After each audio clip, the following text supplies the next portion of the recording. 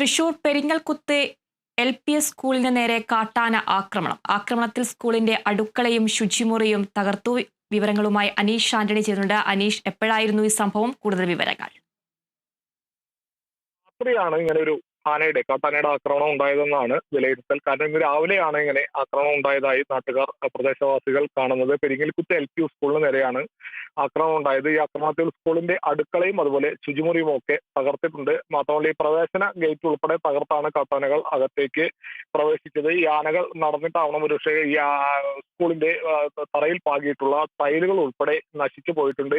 സ്കൂളിന് ചുറ്റും electric fencing ഒക്കെ ഉണ്ടായിരുന്നെങ്കിലും നാളുകളായി ഇത് പ്രവർത്തനക്ഷമമല്ല എന്നൊരു ആരോപണം കൂടിയുണ്ട്. ഭാഗ്യവശാൽ ഇന്ന് ഒരു സ്കൂളിന്റെ പ്രവൃത്തി സമയമായിരുന്നില്ല. മാത്രമല്ല, ഇന്ന് മഴ മൂലം തൃശ്ശൂർ ജില്ലയിലെ വിദ്യാഭ്യാസ സ്ഥാപനങ്ങളിൽ കളക്ടർ അവധി പ്രഖ്യാപിച്ചിട്ട് കൂടിയുണ്ട്. അതെല്ലാം ഈ മറ്റ് അനിഷ്ട സംഭവങ്ങൾ ഉണ്ടാകാതിരിക്കാനുള്ള ഒരു കാരണമായി എന്ന് വേണം പറയാൻ.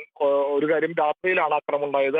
അത് വലിയൊരു അനുഗ്രഹമായി. കാരണം കുട്ടികളില്ലാത്ത ഒരു സമയമാണ്. മാത്രമല്ല, ഇന്നിപ്പോ പകലും സ്കൂളിന് ജില്ലയിൽ പ്രവൃത്തി ദിനമല്ല, മറ്റു സ്കൂളുകൾക്കൊന്നും പ്രവൃത്തി ദിനമല്ല. അതുകൊണ്ട് തന്നെ അങ്ങനെയും ഒരു ആശ്വാസം ഈ കാര്യത്തിലുണ്ട്. എന്നാൽ സ്കൂളിന് കാര്യമായ കേടുപാടുകൾ സംഭവിച്ചിട്ടുണ്ട്. നമുക്കറിയാം, മേഖലയിൽ നിരന്തരം കാട്ടാന ആക്രമണം ഉള്ള ഒരു പ്രദേശമാണ് ഈ അതിരപ്പള്ളി, മലക്കപ്പാറ, പെരിങ്ങൽകുത്ത് എന്ന് പറയുന്ന സ്ഥലമൊക്കെ.